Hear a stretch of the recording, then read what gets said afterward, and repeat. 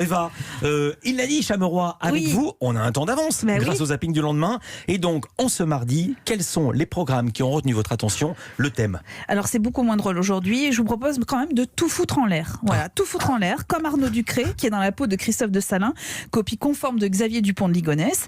Marre de la famille, marre de ne pas réussir sa vie professionnelle, marre des problèmes d'argent et l'envie donc de tout foutre en l'air.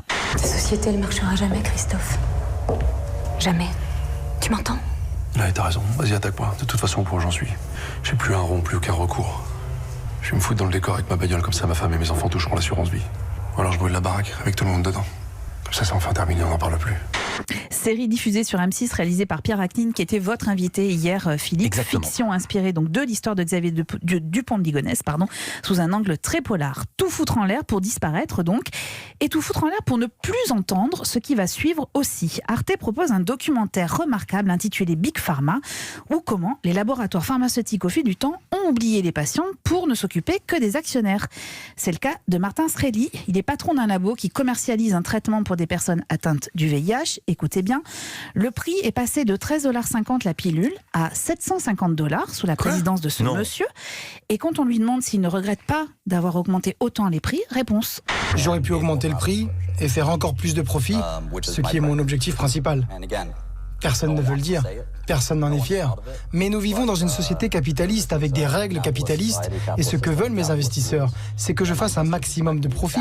Pas que je fasse un minimum, ni la moitié, ni 70%. Ils veulent 100% de profit.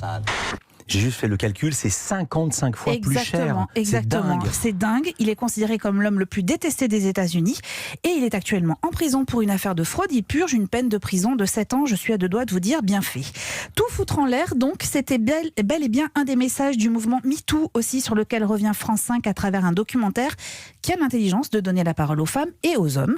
MeToo, c'est bien, mais pas suffisant, comme le raconte Léa, jeune femme élève de Saint-Cyr qui a osé dénoncer le comportement des hommes dans cet établissement de prestige. Pour moi, il est certain que MeToo a été une grosse vague qui a libéré pas mal de paroles.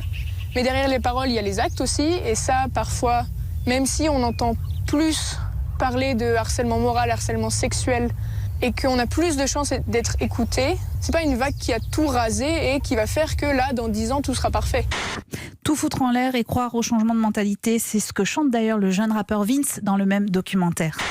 Dans ce décor, il est temps qu'on casse des portes. Si tant d'entre elles balancent des bords, c'est car longtemps que le vase déborde. Pour tous ceux que... Je récapitule, tout foutre en l'air pour disparaître, c'est dans Un homme ordinaire sur M6 à 21h05. Tout foutre en l'air pour sauver le système de santé, c'est dans Big Pharma sur Arte à 20h50. Et tout foutre en l'air pour gagner sa liberté, c'est dans MeToo et la France sur France 5 à 20h50. Merci beaucoup, Eva.